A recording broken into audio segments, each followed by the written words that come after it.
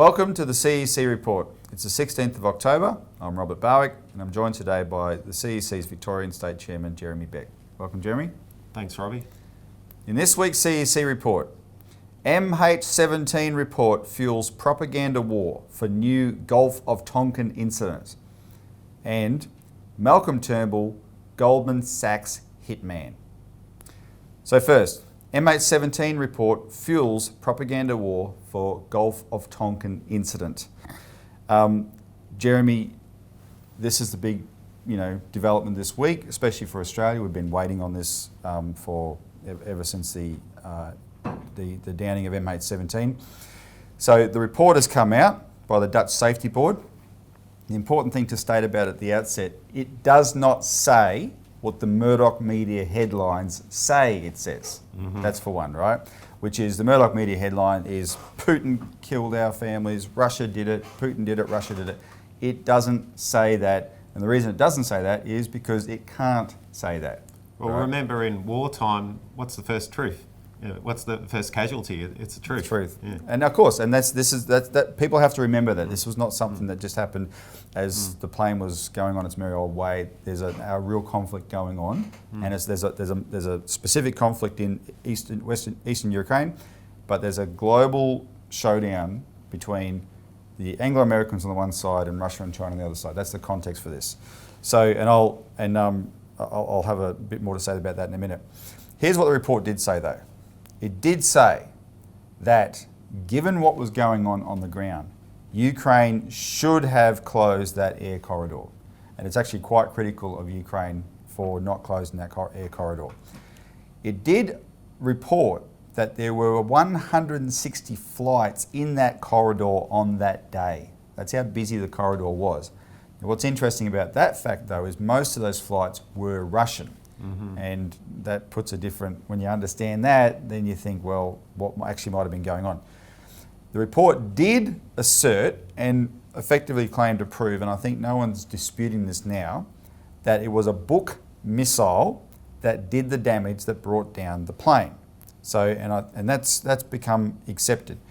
Not entirely, there are exceptions to that, but the Russians who were wondering if there might have been other causes, they don't seem to be disputing that fact anymore. Mm-hmm. But here's the thing. The most disputed part of the report, Jeremy, is it claimed to identify the specific brand of missile. Mm-hmm.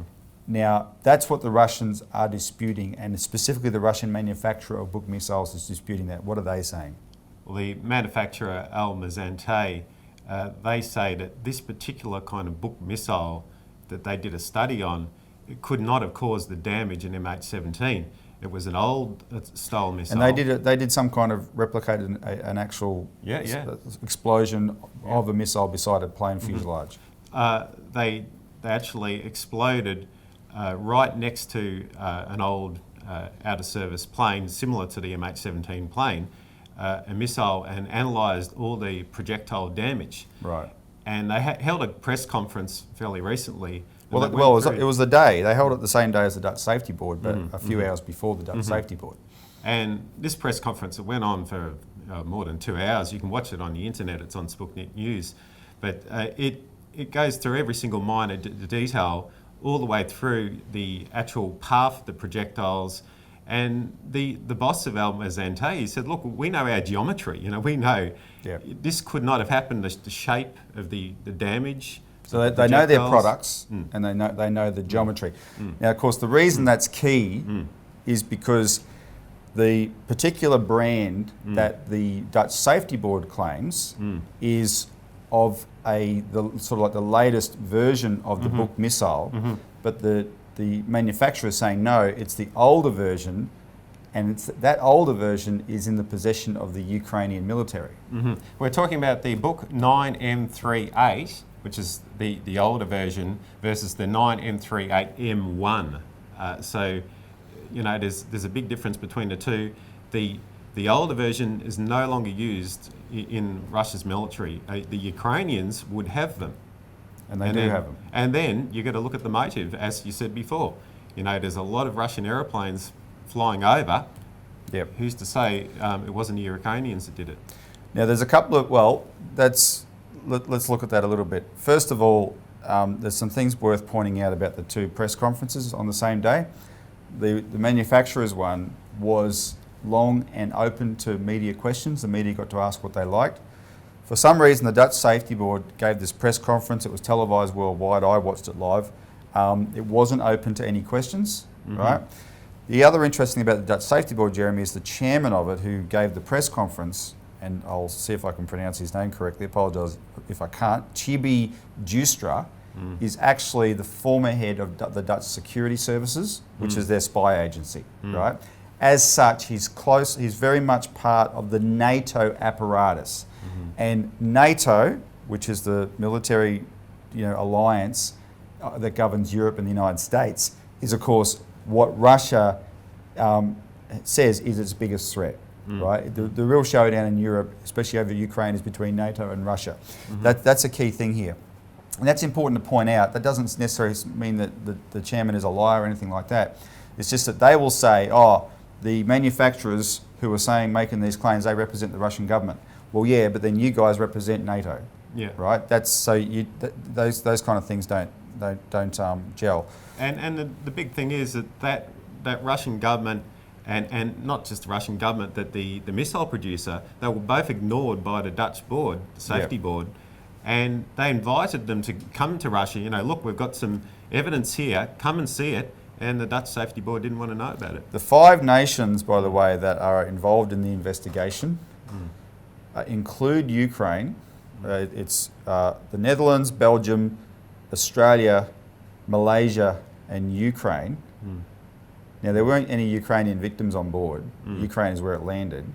It doesn't include Russia. And of course, Ukraine said, and countries like Australia, our government said within hours, Russia did it, Russia did it, Russia did it.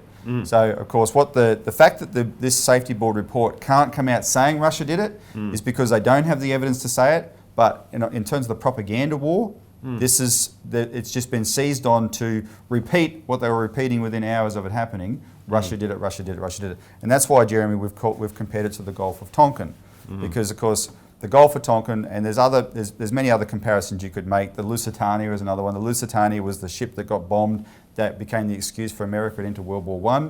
The Gulf of Tonkin was this incident that became the excuse for America to escalate in Vietnam in 1964, right? So there are people who want to escalate against Russia over Ukraine, and they would like to seize on to do this.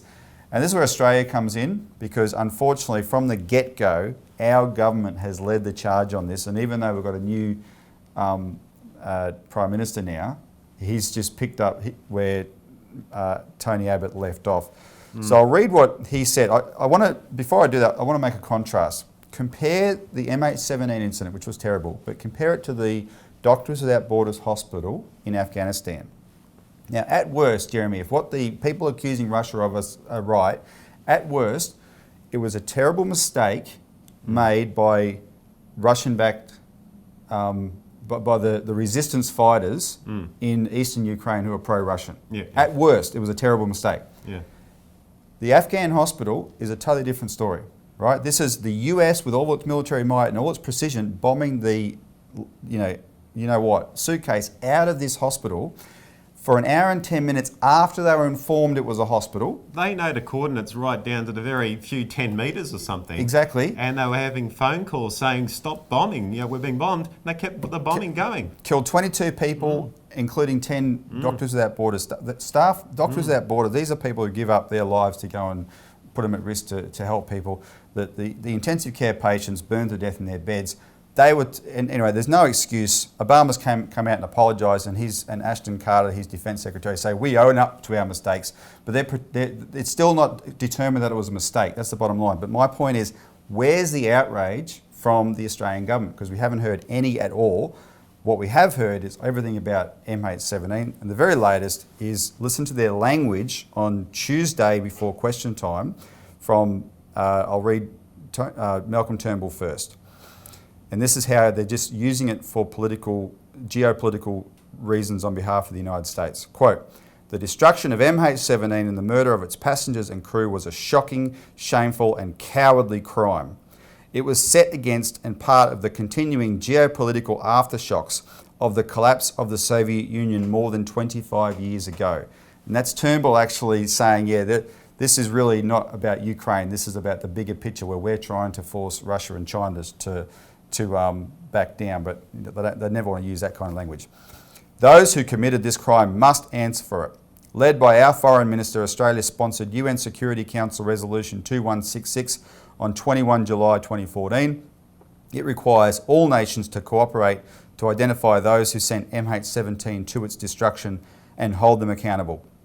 We deplore the conduct of Russia, using its Security Council veto in July to block the establishment of a special international criminal tribunal. However, the work of the Joint Investigation Team, which has seen cooperation between Australia, Belgium, Malaysia, the Netherlands and Ukraine, will continue undaunted. We are focused on all possible options for prosecuting those responsible with a view to securing due punishment for this crime. I want to thank the Foreign Minister, Julia Bishop, for her tireless work in marshalling the support and cooperation from other countries to make this happen. As she has said, we will not be bullied by Russia. We and all the nations whose citizens share our grief are determined to do everything we can, no matter how long it takes, to identify those responsible and bring them to justice. And that's end quote from Turnbull. And then Bill Shorten, who is an American sycophant extraordinaire. This is the guy who used to go to the American embassy and campaign to them about what a good opposition leader he'd make. He chimed in with, quote, Labor supports every effort here and abroad to bring the perpetrators of this incomprehensible crime to account. And like I said, those same people have said nothing about the Doctors Without Borders hospital. And you look at the language with Malcolm Turnbull, he's calling these people murderers as if this is a crime with intent. Yep. And they're not manslaughter, murder. I mean, at worst, as you said, this is an accident at worst, and there's no proof that these ethnic Russians even did it. Exactly. All right, so let's leave it there. When we come back, we'll talk a bit more about our mate Malcolm Turnbull.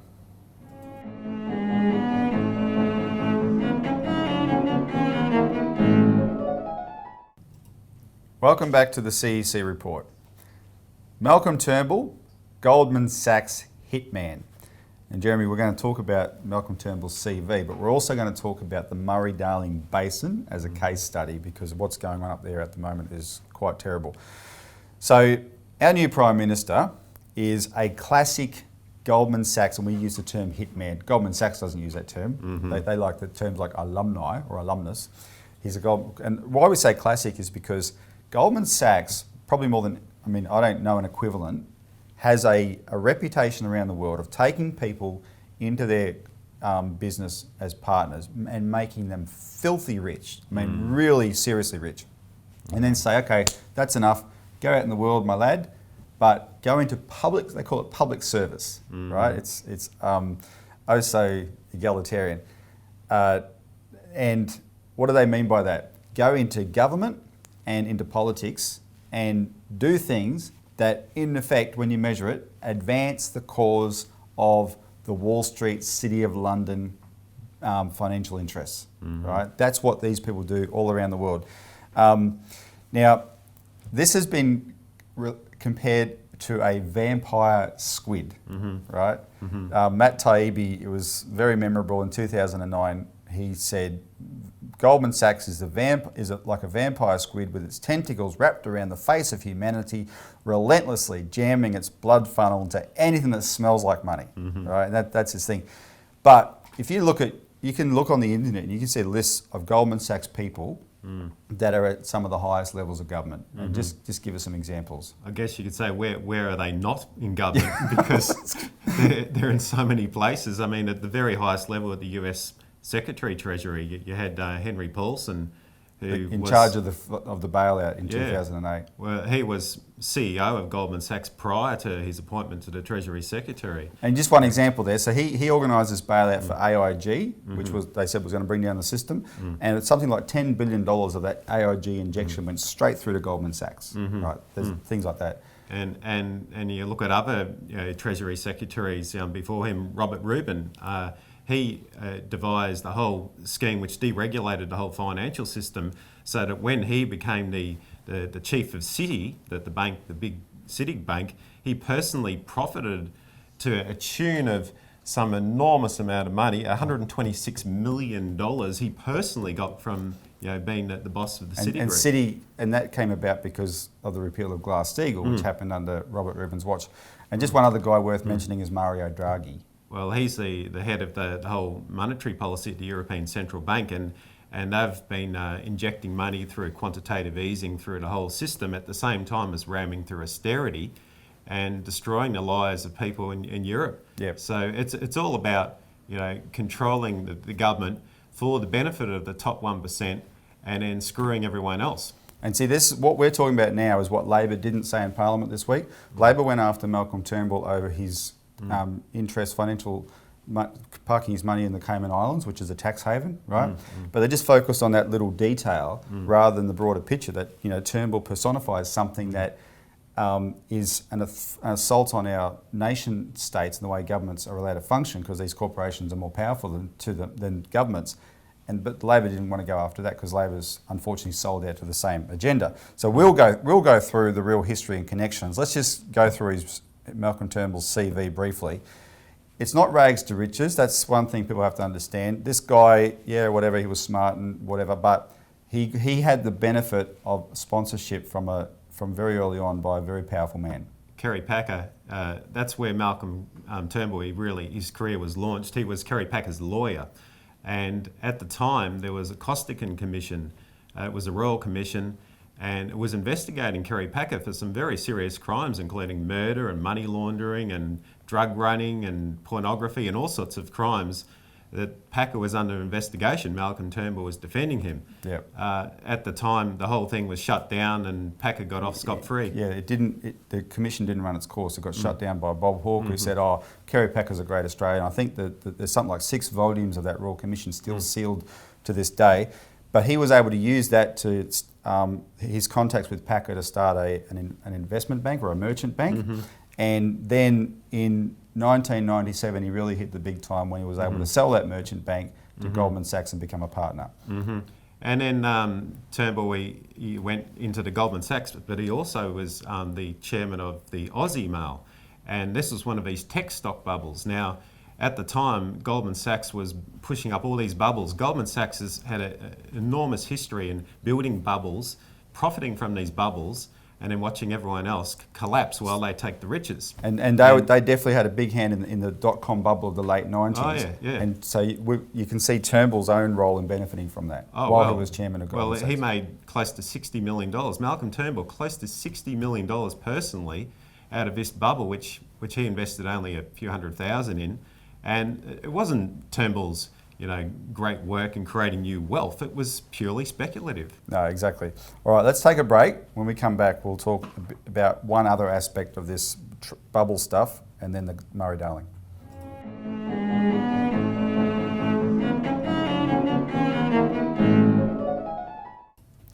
Welcome back to the CEC Report, where we're discussing Malcolm Turnbull, Goldman Sachs hitman.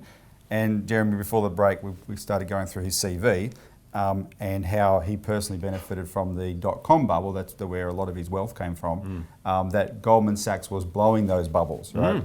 But one of the other things about the quote I used earlier about the vampire squid came in an article from 2009 where the author was talking about Goldman Sachs' role in blowing up the next big bubble in carbon trading. Now, lots happened since 2009 and today. Carbon trading has, in places like Europe, that we were told all this time, Europe's the example of carbon trading. The corruption that has been exposed in carbon trading in Europe is just mind-blowing. But remember Turnbull, when he was the opposition leader in 2009, he supported the emissions trading scheme, which is what actually cost him his job, because we campaigned really hard against that and forced a shift. But now that he's Prime Minister, the Paris IPCC conference is coming up in December. They're going to want a legally enforceable treaty, legally binding treaty on all the countries in the world to reduce carbon emissions. They're going to want to make a carbon trading system something that's global, right? So you can bet you with Turnbull's history that he's going to be trying to push Australia into that. Well, let's look at an example of something he's already done in Australia that relates to this in water trading. Just give us a picture of the Murray-Darling Basin right now. Well, right now, irrigators are paying around $300 a megalitre for water. And to put that in perspective, historically, it's been a tiny fraction of that amount. In California right now, they're having a drought. A really bad drought. Yeah, and they're paying 1/10 of the amount that our irrigators are paying. And they're screaming about it in California, as they should, right? But there's nothing compared to what's going on in the Murray-Darling. And it's just driving our farmers off the land. A lot of the irrigated farms are now going to the dry land sort of farming, which has much lower yields. You've got people suiciding. It's horrible. And it's not just the farmers, it's the entire communities. Everyone, between the fertiliser suppliers and the agricultural equipment and just the ordinary mum and dad business out there in those areas, they're being decimated. And the farmers are pointing out, aren't they, that it's not just farmers buying the water and then driving the price up. Mm-hmm. Because one, there's not the kind of drought in the Murray-Darling that there is in, I mean, there is drought-affected areas, but it's nothing like California. It's not the farmers buying the water that's driving the price up. The farmers are screaming about the speculators. Well, it's the speculation in the water price, which the big corporates are just ramming up the price. And also the radical green policies, which Malcolm Turnbull also supported as Environment Minister. So the origin of this, of course, goes back to the 2007 Water Act, which Malcolm Turnbull wrote and rammed through. So really, it's a bit of an irony that here we have Turnbull as a Mr. Republican, who's a champion of the Republic. Yeah, tell us about this. And he's pushing this policy, which is rammed through by the WWF, the Worldwide Fund for Nature, which Prince Philip personally set up. The royal family, Prince Charles is now the president of WWF UK. The whole thing's a royal agenda to have wetlands, Ramsar wetlands, put all the water in the wetlands and flush all the rivers out, deny it from the agriculture for population control. And here Turnbull's the biggest champion of it. He signed this Water Act, which put the Ramsar Treaty, this international treaty, into the Water Act, it meant our farmers were governed by an international treaty, not by our need for food. And destroying agriculture. So this is a bipartisan policy. Tony Burke, as Environment Minister, he rammed it through too. But both Labor and Liberal, Turnbull, doesn't matter. It's a policy which is destroying our agriculture. And these environmental flows are not even helping the environment. They're causing enormous erosion on the riverbanks as they flush the rivers down. And also you've had water that was sent into the rivers a few years ago in the biggest floods on record.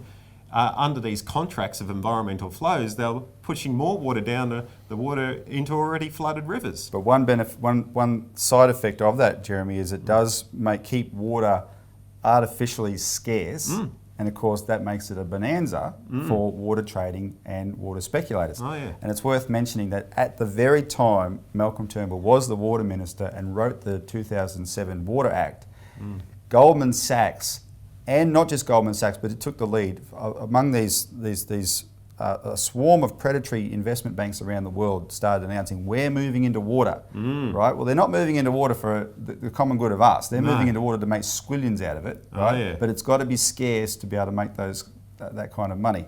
Yeah. And so there you got the two. Here's the Republican pushing a royal agenda, and it is a royal agenda, and we've documented this. People can call in and get a copy of the CEC Special News Citizen on this, Defeat the British Crown's Green Fascism. And he's pushing that, and of course the angle of the money side for Wall Street and the City of London. And one last thing, the Cayman Islands, where he's got his money, is owned and run by the Queen of England personally. Right. Anyway, thanks very much, Jeremy. Thanks, that was Robbie. good information. Appreciate that. We're out of time. Thanks for tuning into the CEC Report. Tune in next week for more.